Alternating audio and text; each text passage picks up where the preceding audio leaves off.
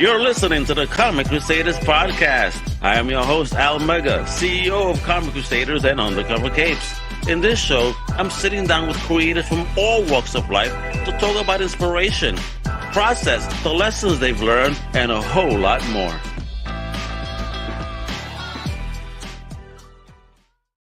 Well, mi gente, it's your boy Al Mega. Welcome to a brand new Comic Crusaders podcast. Today, folks, we're talking some awesome indie goodness.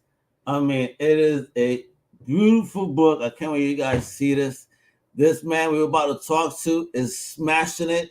It's an already funded Kickstarter, but guess what? It is Christmas time, and homie was smart. He got an Etsy out there where you can pre-order this for your favorite, comic book fan in your life and put them onto something that I know for a fact they're going to love. Let me introduce this wonderful designer, illustrator, comic book creator extraordinaire, Mr. Chris Baldie. How you doing, homie? Good, thanks. Yeah, I need to use my hype man on any interview, really.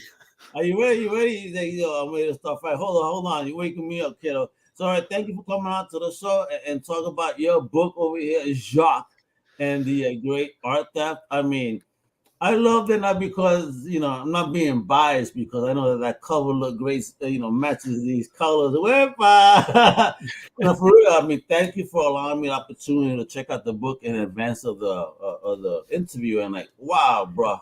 Wow. Visually stunning book you've created here. Thank you. I tried. Yeah.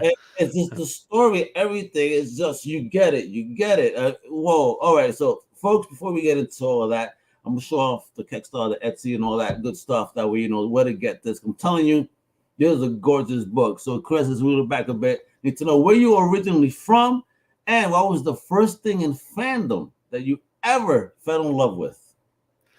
So, from Scotland, from a really, really small town called Streamyard, which is middle of nowhere. But moved to Glasgow about 15 or 20 years ago. And so I've been in Glasgow ever since then.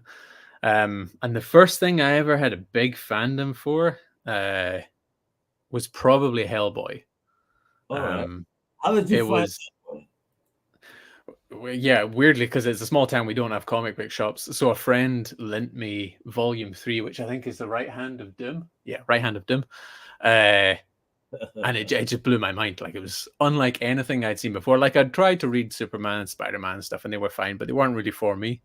And then he handed me Hellboy, and it's this gothic, dark, super graphic design style that has Nazis in it and a demon punching Nazis. I mean, what more do you want, really? What else do you want, right? It's a perfect blend of everything that I love. So yeah, that was the first big fandom. Other than that, it was mostly webcomics that I fell in love with, really. All right, bet. So, what was your homie the only one? Did you guys have a tribe, or were you mostly alone in your geekdom out there? There was probably more of us, but we just didn't know about it. I think it was kind of a keep quiet about it sort of thing. A fight club. We don't talk about. Yeah. I mean, as I say, my town had about 10,000 people in it, so it's a really small town. So the people that like your stuff are very few and far between. So it really kind of was just us, and he kind of introduced me to the mainstream stuff. So yeah, we clung around that, but there was I had other groups. Like, I've always been into nerd stuff, like Dungeons and Dragons. I went to the after school club for that and stuff. So there was always school club for Dungeons and Dragons. Yeah, it was run by our teacher, our computing teacher. Teacher? Oh shit! Yeah. He was a big old nerd as well. So yeah, he introduced us all to it. It was great. It was a kind of perfect time in life of very few responsibilities and a bunch of nerds hanging out with each other. So. Oh, that must have been so cool. I mean, I had a great mythology teacher and a great creative writing teacher, but I never had that teacher that. Oh wait, I did have a social studies teacher. I won't blast him, of course, in case he's still working. One day it was, we're about to finish school, that he was like, all right, guys, who wants to learn how to play poker? So straight up, he told us how to play poker, and I bluffed a lot of the way. And he goes, and he just tells me straight up, Alex, if you do that in real life, believe you me that when you get out of the club, you're gonna get beat up. I would try that move again. I said, okay, Mr. Yeah. I was like, all right, bet. That was so funny, man. Yeah, so we had a good time too out there, but but I wish we had that. I would have loved to kind of learn Dungeons and Dragons back in the day, but my crew was not into that. We were comic guys, and yeah. Marvel out DC, and me being the outsider, always trying to find out, you saw this, I was always the guy, weirdly. Yeah, like it was that group kind of introduced me to a bunch of stuff. So like, we kind of went from the after school club to like just a club that we held at night at various people's houses and stuff. And all these people I didn't know when they were quite a bit older than me, but they were all playing Dungeons and Dragons, and they introduced me to like punk music and stuff as well. Oh, shit! Yeah, because I was the only one I think at the time that knew how to download music, and so they were all asking me like, "Oh, can you get all these like old secret like Black Flag tapes?" And I'm like, "Yeah, I'll try my best." But I saw Black Flag live. Really? Oh shit. Yeah, they almost ripped my hand off when I caught a flag that they threw. And then, it was me against like 5 people and no one to help me. I had to let go. I was like, it's either my fingers or the flag. I love my I need to type. Yeah, that's one of the problems of living in Scotland. Like, we do have a really good music scene, but a lot of those like small punk bands, I don't say Black Flag aren't small at all, but like, they just didn't make our shows. Oh shit, bro. Have you been to a mosh pit with them, Chris? No. Like, I'm trying to remember the last punk show I went to. Actually, I went to see Pup, who are like a Canadian kind of pop punk band at the moment, and they were great. But it's been a long time since I've been in a mosh pit. I don't think I would survive. I did that with my brothers that were a little bit older. I was less grayer. I had salt and pepper then. Let me tell you, it was tiring. Ain't the same at a certain point. At a certain point, you just want to be the wall in case you go with your wife. You want to make sure that she don't get hurt, or your girlfriend, whatever it is, or your daughter. Last time I saw was Pantera. It was with my daughter, and I had to be the wall. Yeah. It was small. Like, there's no way. So it was funny. All the men are lined up kind of in an oval shape. The ones that don't want to be in the mosh pit, but understand that they also don't want to get hit from behind or have their loved one get hit. So we're all like this, just pushing people away. Get the fuck out of here. Stop. It's good. So one day I'll fly out wherever you are, and we're going to hit a punk rock concert. Don't you worry, though. I'll protect you, man. All right. So so start getting into creativeness. You're hanging out. You got the school teacher that's cool. You got your meeting community. You're like learning all this.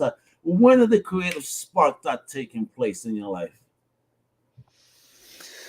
I think it was dormant for a long time. Like, I was always really into drawing as a kid, and when I'm like before like 10 years old, me and my friend were probably making comics. I don't really remember them, but I vaguely remember drawing panels and trying to draw comics. But that kind of like died for about 10 years. I went to uni to do art and design and stuff. And then the idea of trying to actually get a career going took over for a long time. But I think I was just getting bored. So I was drawing every night instead. And me and my friend decided that we were just going to try and do a webcomic as well. And like going back to like these things that I loved, like webcomics, they're just online, they're free. They can be as crap as you want them to be. And the first 200 pages probably were pretty crap that we did. But we just pumped them out over the course of a couple of years or whatever. So it was probably around 2010 or something. I was probably in my 20s, low 20s. It kind of kicked back in again after a long dormant time of not doing anything. And then as soon as you start doing webcomics, we went to our first Comic-Con, which was in London. Which one? No, I think it was called Kapow. I don't think it runs anymore. Okay. And it was great because it was the first time we'd ever been to one, and we're walking around and we're like, oh, these are people like us. Like, they've just bought a table and they have their books on there, and I was like, we could also do that. Yeah. So then we just got really excited about creating something that we could share with people at cons. And then the first one we ever did, well, no, actually, no, we did MCM in Glasgow, but then we did Thought Bubble, which is like the big indie festival in England. As a San Diego of the UK, I would say, because it's a big one. A lot of great creators. My man John Hughes got to go this year and check it out. I met him. Yeah. Oh, you met John? Hey, Big John. Yeah. It's my home. It was weird. I recognized his voice before I recognized his face. Oh, that's so funny. They say the same thing about me. Holy shit. Oh, come around. I was like, Almega? I was like, oh, yes. What have I done? Yeah. He walked by and he said my name, and I was like, oh, I recognize that voice. And then I turned around and he was there. So that was really great. And so yeah, we went to Thought Bubble, and again, it sparked that, because it is really indie focused. It's just a bunch of people making really weird art and really great comics. And so you're just walking around, you're like, oh crap, yeah, I want to do that. I want to do that. That book looks amazing. And a lot of like zines and a lot of just like really cool stuff. And so that was probably almost, I think 10 years ago, actually. This year we went to our first one, and we've been to every one ever since, I think, bar COVID maybe. And yeah, it just ignited everything. Like you just walk around and there's so much good stuff. Yeah, that was it. I was sunk after that point. I don't think I've stopped making comics since. Excellent. All right, so talk about the creation of this wonderful book, which was a recent funded Kickstarter. Yeah, you can even bring it up if you want. Let me put you in the first screen in case you want to show that baby off even closer. Let people look at it. Look at that book. You see what I'm telling you about the colors, baby? Look what and show them the girth of the book for the shelf porn, the spine. Look at that. She's a fat one, ladies, for the shelf porn right there. Where it's even got like beautiful green cover inside. Oh, lovely. Don't you worry. You saw it there, but we're gonna see it here. Even though this was a recently funded Kickstarter, I want to tell you guys that you can still pre-order this on Etsy. And what's great, it is the Christmas season, right? I mean, you want this for your comic book fan. This is a wonderful gift. Trust you me that they would love, because listen, you don't believe me, we're about to get into it, because homie has a video here. We're about to play the video if you don't mind. All right. I'm going to put this on big screen right here, folks. Check out the video, the trailer, so you can know what this is right here with Jacques.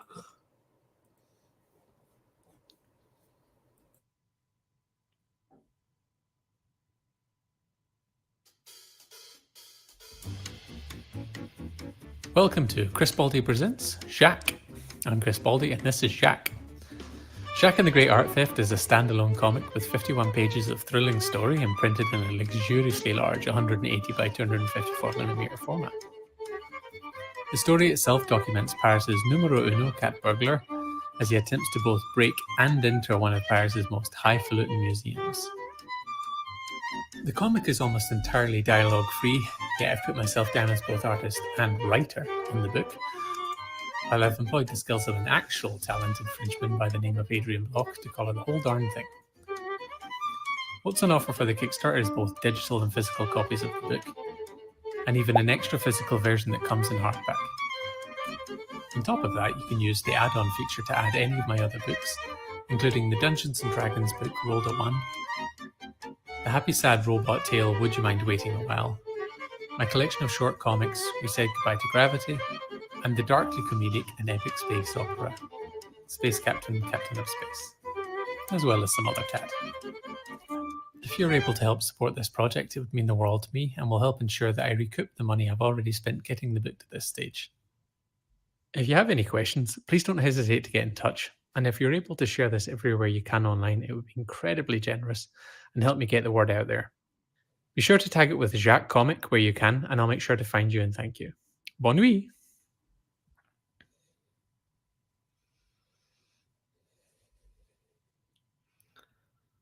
Did you see that art? What? What? Yo, Oh, all thanks. right. Well, we were about to see it and leave a little bit closer here. Let me bring that back up on screen. I mean, look at this, gorgeous art. Talk about this, man. Listen, when I first popped open this PDF you sent, it was the colors. Holy shit! I was like, whoa, gorgeous. What? Talk about this, bro. So I can take a little bit of credit for the color. I did the first 2 pages, and then I did the opening. Thank you, Al. Right? well, no, so yeah, I did the first 2 pages, and then I quickly realized that I could not do another 49 pages of this. So then I. Is it that tedious or annoying to color? No, it's not. It's not even that it was tedious or like. I really struggled to actually color it well. Oh, okay. Like I got those first 2 pages and I was like, yeah, fucking nailed it. Like, sorry, I'm not sure if I can swear or not. Yeah, I nailed it. That's right. And I was like, oh yeah, this is going to be easy. And then like literally like the page after that, or like I tried like a page halfway through the book just to see what I would do. And it's all like in the dark at night in the streets, and it's raining and cold, and I just couldn't get it at all. Like I was totally struggling, floundering. So I like hit up a bunch of people asking if they would color it. Eventually found Adrian, who's a French guy in South France, who agreed to do the book. And as you can see, like he redid the first and second pages, so he even added his own twist to those first 2 pages and made them better, probably. And then he did the rest of the book, and the rest of the book's amazing. So. Well, I mean, again, look at it. It stands, and the stories. You said dialogue free. Why dialogue free? It all stems from a short story I did. So I did a collection of short stories, which was We Said Goodbye to Gravity. And there's like 8 or 9 different stories in this book. And one of them is Jacques. So there's a 6-page story in that of Jacques, and it's all. Oh, and that series, would that be considered his first appearance in that series? Yeah. And so each story. This guy's gonna be famous, bro. Come on.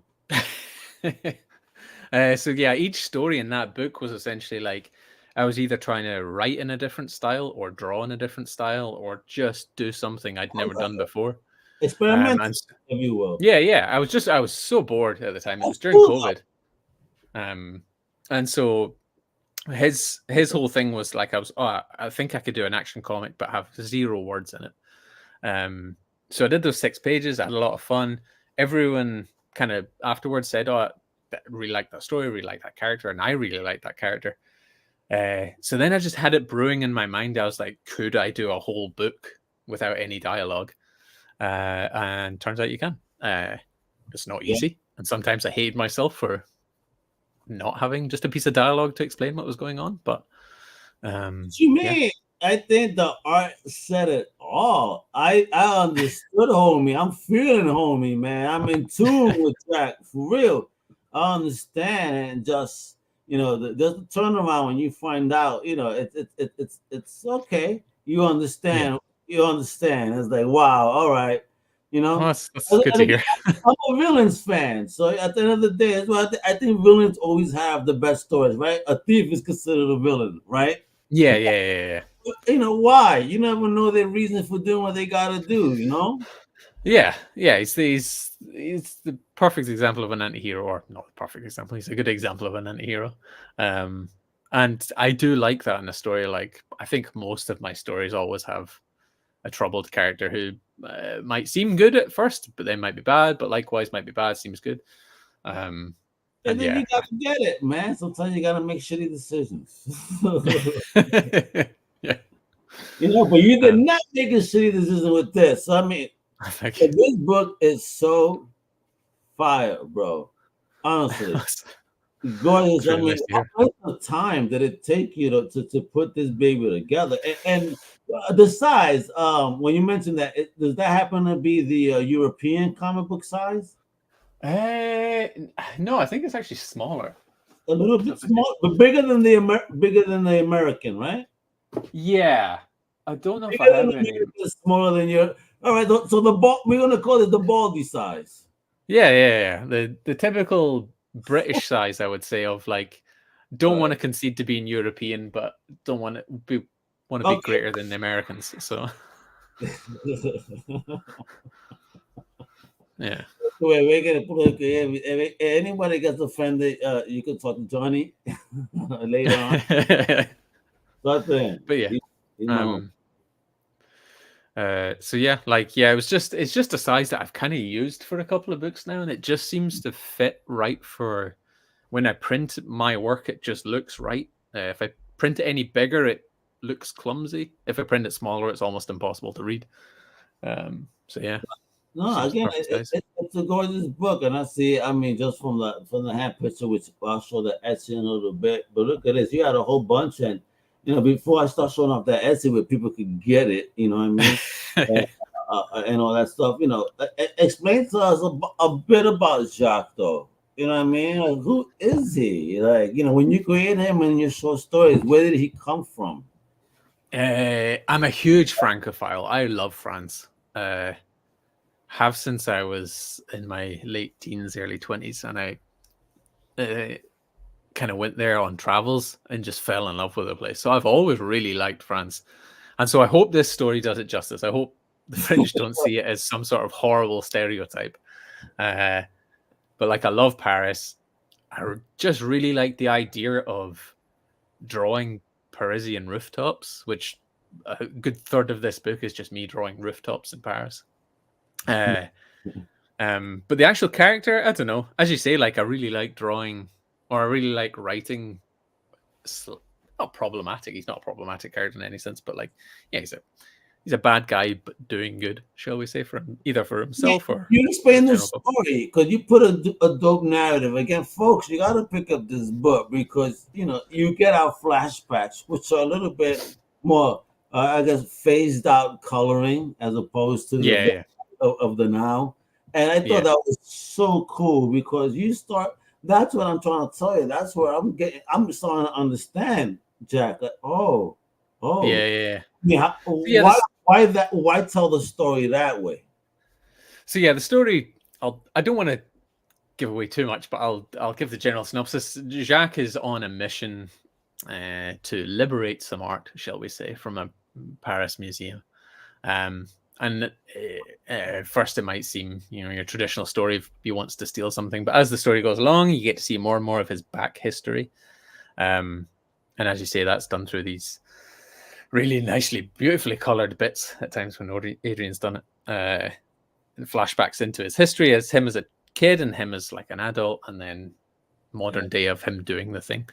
And again, that's a story dynamic I really like to do. I like to dip into either different time periods or switch between just two.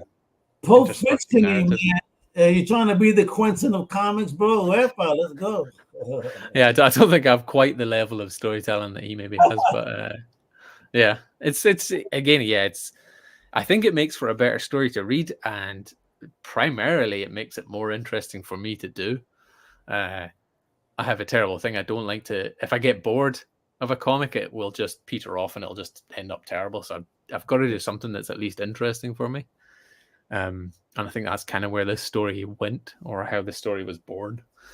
It was to keep myself interested for 51 pages of intense drawing that took a year to draw and probably another year to finalize with colors and printing and all this other stuff.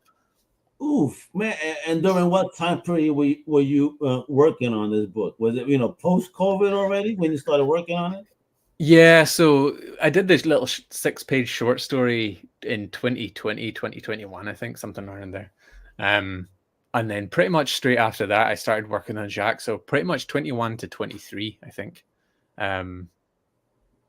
It was a long time. There was like life events and work events got in the middle of it. So for 6 months, I wasn't doing anything.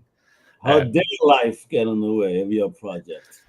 The older I get, the more life keeps getting in the way of things. That's what it is. But you gotta you gotta put your foot in the door and stop it from closing, and you keep working because, bro, if this is just part of the arsenal that you created thus far, like shit, you gotta talk to me because I see right here, rolled 1. We said goodbye to gravity.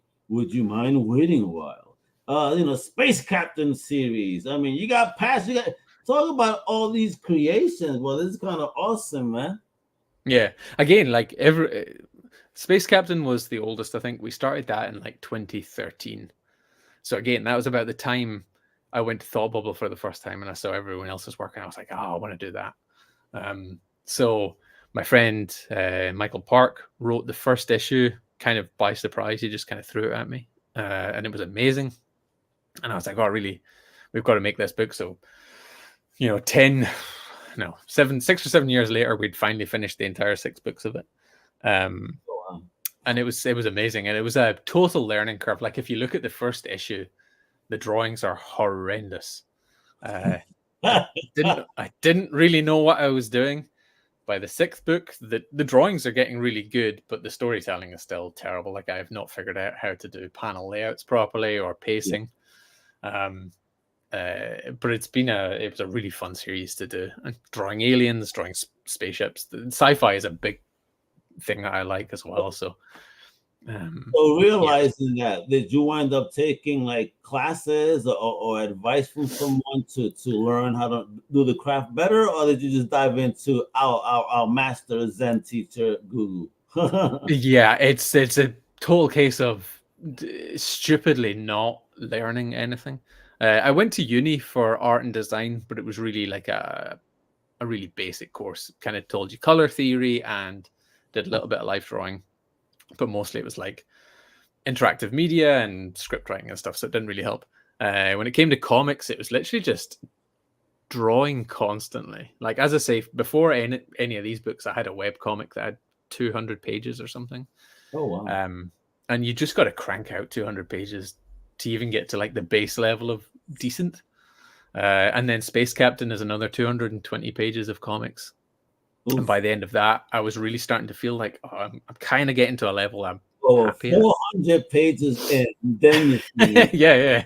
Right. And that's not boo-boo pages that you probably threw out, right? Or erased. Yeah, this the entire webcomic is gone, I think, from existence. Oh, really? And it was, I mean, I've got some hard copies somewhere, but yeah, like there was a lot of pages in Space Captain that were scrapped and started again, but 400 pages is probably about it, to be honest with you. You start to feel confidence. So then after that, but like the annoying thing is that whenever I do a tutorial of like for ages, I couldn't draw hands. Everyone complains hands are impossible to draw. Do you draw feet? Feet's the one I still struggle with, to be honest with you.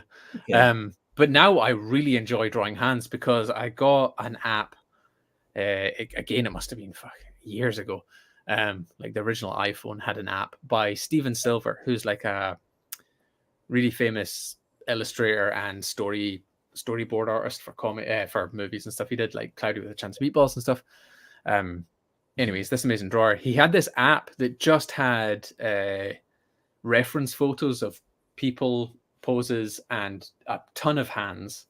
And so I downloaded the app, read a few things about how to draw hands, and within like a few months had nailed it. Like really liked drawing hands after that. And if you look throughout my comics, I get quite expressive with the characters' hands. I really, really enjoy it. It makes all the difference if your character's actually acting with his hands like people do in real life. That's what I'm saying. You're worried about no dialogue. I'm saying the expressiveness of the character throughout the story is enough for you. You don't need words, man. Eat this shit. Oh, I'm telling you, Chris. You did a hell of an effing job on this books, huh? Yeah, thank you so much.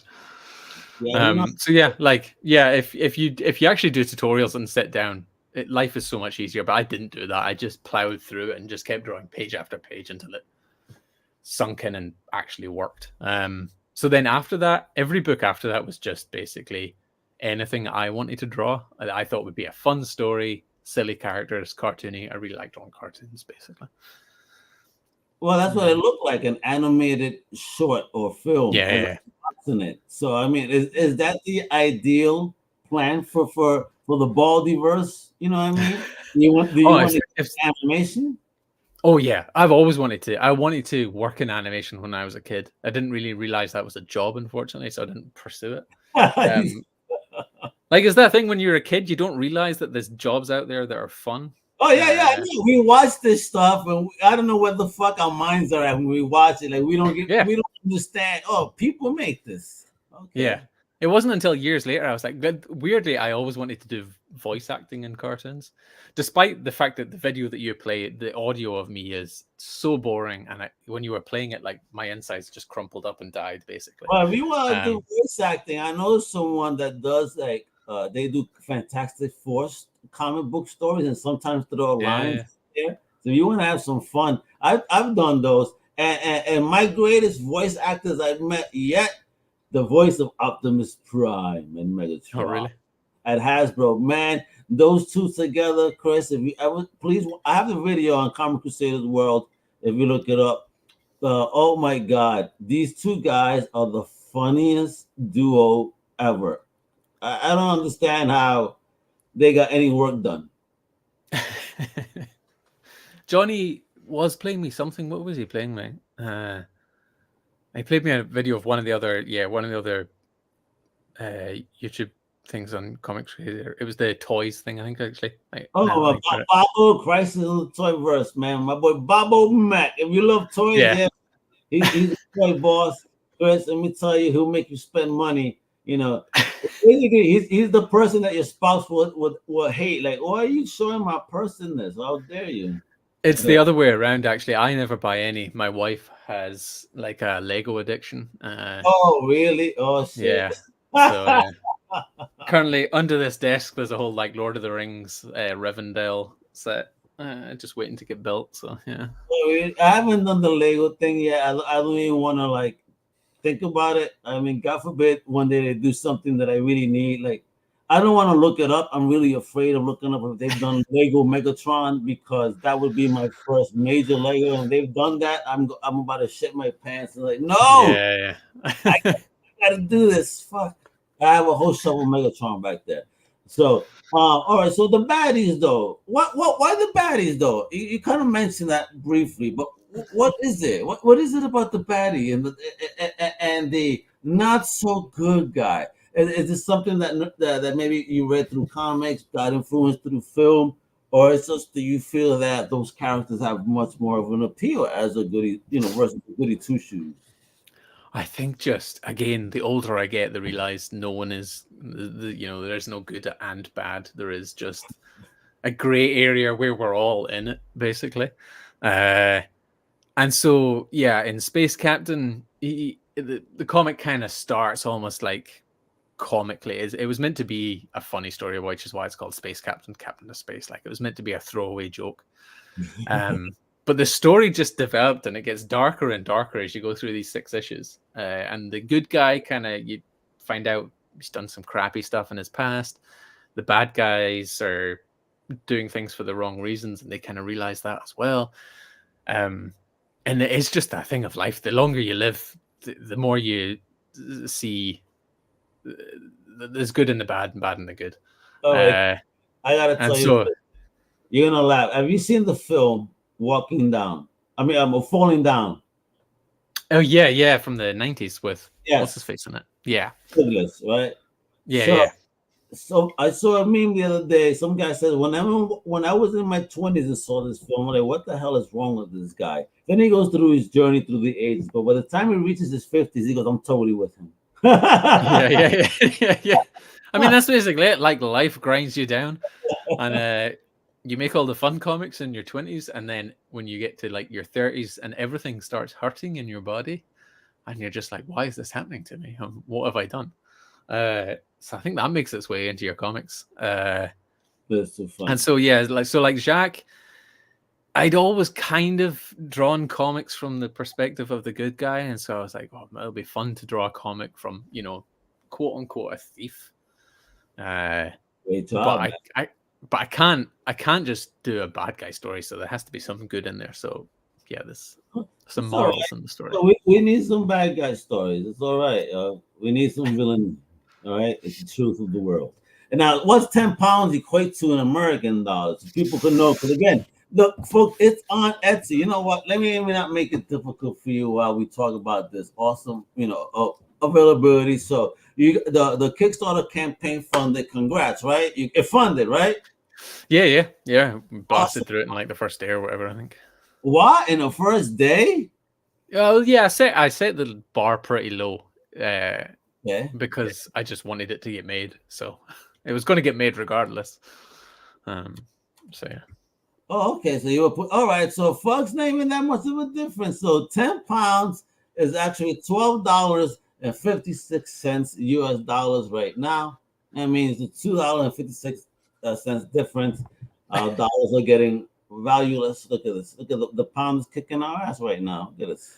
No, it's the other way around. Is it? Well, yeah, because it is the value. Well, is it? Trust us, my economy is in the trash as well. So maybe we're just both swirling into this garbage heap. But yeah, let's not even swirl, because you know what, we're both gonna get mad at the end and like, where the hell is our money? Like when I remember in the mid 90s when the UK was at its finest economically, it was £1 to $2. So if we went to America, we could buy stuff for basically half price, and it was amazing. But it's now 1 to 1.2. Like, it's almost nothing. We're crap. It's crap. Everything's crap over here. So you're not getting such a great deal anymore. I get it. No, you're good. But you guys, on the other hand, will get a fucking bargain from this book. So buy more. Buy as many as you can. It's available, right? For shipping. I'm pre-order. Yeah. So you can ship to America. I mean, look at this. Look at this gorgeous book, folks. Woof. How sexy. Look at those colors. Tell me those colors don't pop. Come on. Yeah, that specific page, which is why I photographed it, took us like 2 or 3 attempts. I was never quite happy with it, and so I just made Adrian keep working on it until he got it right. But he nailed it in the end. Yeah.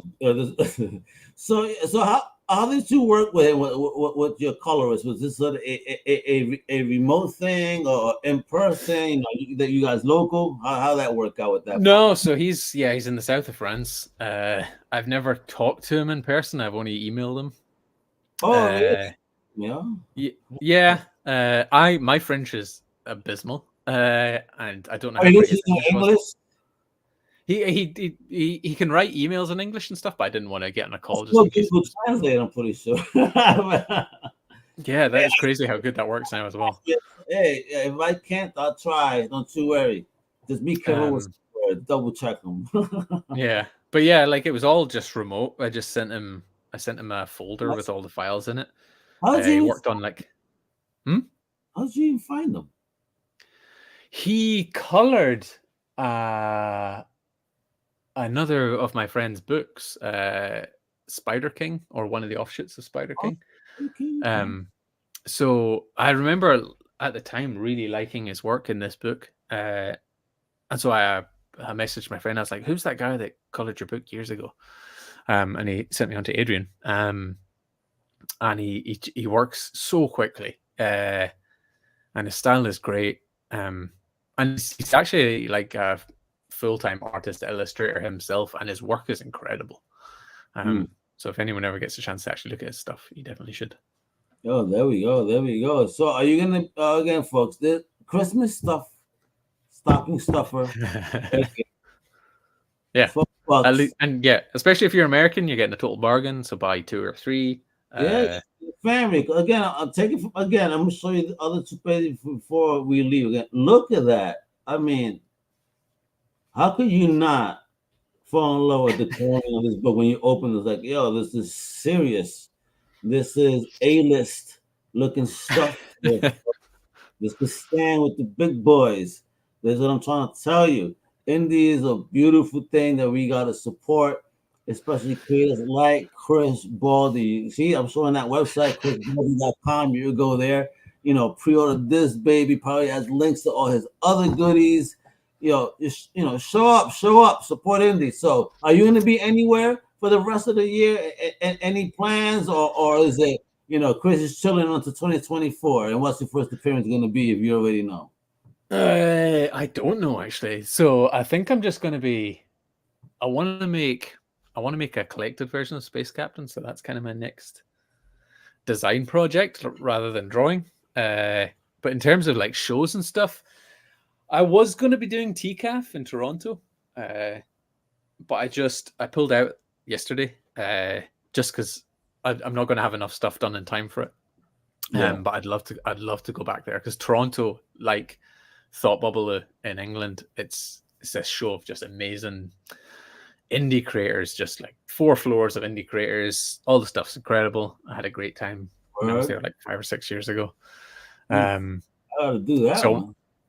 Oh, it's amazing. Like, if you ever get a chance, it's so good. And Toronto's just a great place to go. It's a lot of fun. So I want to do that in 2025, but in 2024, I think I'm probably only going to apply for Thought Bubble, which is in November of 2024. Yeah, get it done. Get it done again, man. Heck yeah, bro. Shit. Yeah. There's a big comics festival in France called Angoulême, but it's in January. So I'm not going to do it this year, but I want to do that January 2025 if I can. I mean, heck yeah, I mean, if you got a love of France, you got this book. Shit. Again, if you have a French colorist and he hasn't said anything, I'm pretty sure that means that he thinks it's a great book. Yeah, I think I've got the stamp of approval. Like, I've got a couple of French friends, and I sent it to them first of all, and I was like, "Does this pass the test of being okay?" And they were like, "Yeah, that's fine." So yeah, stamp of approval from at least a couple of French people. Awesome. I love it. So lastly, what would you tell anybody trying to come up to the game now, based on your journey? How can they step in now? Or what would you advise them to do if they're crazy enough to step into this creative business? I don't think they're crazy. If you can, I don't do this full time. I do this as a passion project, basically. My full-time job is graphic design. It pays the bills and makes me very comfortable, but I have a few friends that do comics full time, and you can do it. It's just incredibly intense. You have to be very forward. It's almost impossible just to get by with being good now.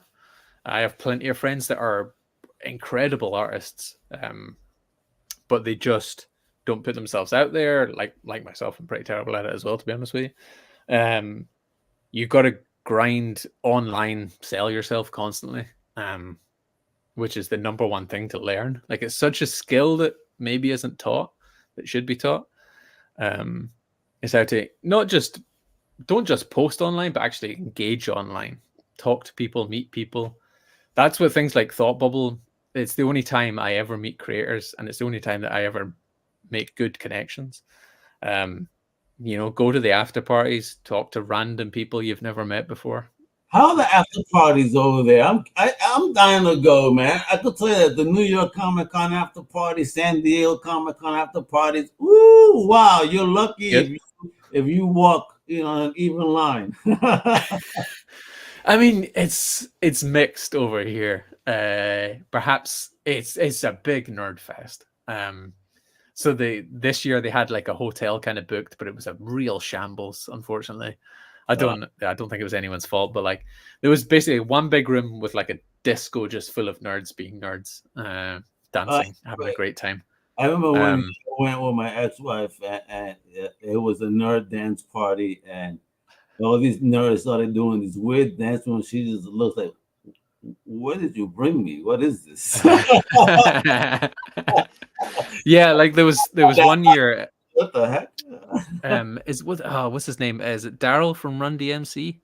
Yeah, he does comics now. Yeah, he was at Thought Bubble one year, so they got him up to do like one song, I think, and the room just like erupted. It was incredible.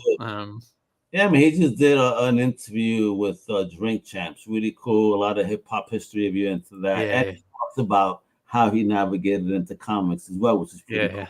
No, that's not. Yeah, he was there. He talks about comics. It was like, okay, they're talking about comics on Drink Champs. All right. Like, it's strange because I have mixed feelings. Like, when anyone from another medium or art form comes into comics, I'm always like, well, why are they doing it? Is it like some sort of weird cash grab? But with people like himself, he genuinely seems really interested, and he was so nice at the party. He was super friendly. In the history, yeah. Apparently, he would be the comic book nerd they would make fun of because he would take comic books and read them. Same thing with Method Man, the Wu-Tang crew. They were big into comics, plainly enough. I mean, listen to their names: Johnny Blaze, right? Tony Starks. Shit, yeah. So they're all about life. A lot of them were just big fans, and once they're able to get in, yeah. Cool on them. Don't we all want that? Heck yeah, shit. Yeah. I want to see like verse. That's what I want to see. I want to see the Baldie verse, and I want to see Jacques on screen, real soon. So, what do you want? A full-length feature film, or would you like to be part of an anthology of some sort, or like a mini series?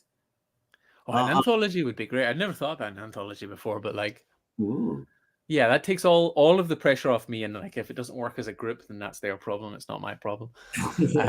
Whereas if it's just a movie about my stuff and it fails, then it's just my problem. But no, there's a French director. I can't remember his name now, but he did Belleville Rendezvous, which I think was actually called The Triplets of Belleville in America. And then there was another one he did called The Illusionist, not the live action film. It's like an animated film. Yeah, and it was based in Scotland, and he's this French director, and he does these beautiful animated films. And I want them to take Jacques, make it into a film. Make it happen. Yeah. The manifestation for 2024, baby. That's what we want. The Baldieverse is coming to a screen near you, but first it's got to get into your hands, right? So make sure to check out the website, get those links. Get that book, make it happen. And again, not just for yourself, but for the comic book fan of your life. Trust me here. This is a Comic Crusaders approved, bargain right here. And your comic book fan would love it. I'm telling you. And it's so fun. Plus, it shares the colors. That means it's some real deal, baby. You know where he's coming from. All right. And not just that, you can follow him all over social media if you have any questions at Chris Baldie. All right, and a big shout out to our big homie Melissa M for putting this together. All right, shout out, thank you for hooking it up. And if you are looking for help, a publicist, if you're a creator, check out Don't Hide PR. All right, awesome firm right there. Big shout out again to Melissa, and of course, Chris. Thank you again for your time. I appreciate you, brother. I loved it. Thanks for having me on. Toronto may sound like a plan. Let's see. Will Mega go to Canada? Oh, shit. If we do, get ready, man. Baldie, we're about to make it happen and make deals, all right? Próxima, mi gente. Woo! Thank you for listening to the Comic Crusaders podcast. If you like the content, please subscribe and turn on notifications. Also, please visit comiccrusaders.shop and our extended podcast family over at undercovercapes.com. And also, make sure to download the Comic Crusaders app from the Play Store today.